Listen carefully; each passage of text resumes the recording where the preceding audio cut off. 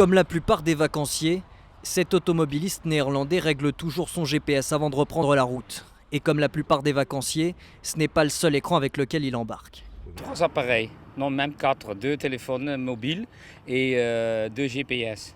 4 écrans à bord et un GPS qu'il faut surveiller en permanence.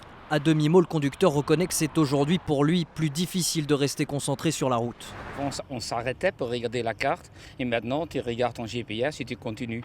Et tu t'arrêtes quand tu as envie d'un café. Mais l'indication en temps réel de l'itinéraire à suivre ou encore les alertes en cas de dépassement de la vitesse autorisée sont devenues pour certains automobilistes une aide à la conduite rassurante. Plutôt l'impression de savoir où je vais, donc il n'y a pas de mouvement de dernière minute. Je sais tout à l'avance, j'évite les bouchons, donc je ne m'énerve pas.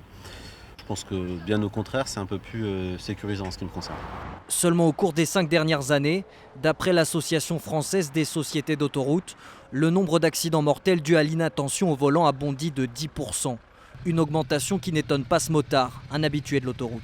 On voit les voitures et ceux qui utilisent des GPS, ceux qui ont tendance à téléphoner avec. Et là, il y a beaucoup moins d'attention. Et on voit les gens qui dérivent sur les fils. Conduire sa voiture en manipulant son téléphone portable est sanctionné d'une amende de 135 € et d'un retrait de 3 points sur le permis de conduire.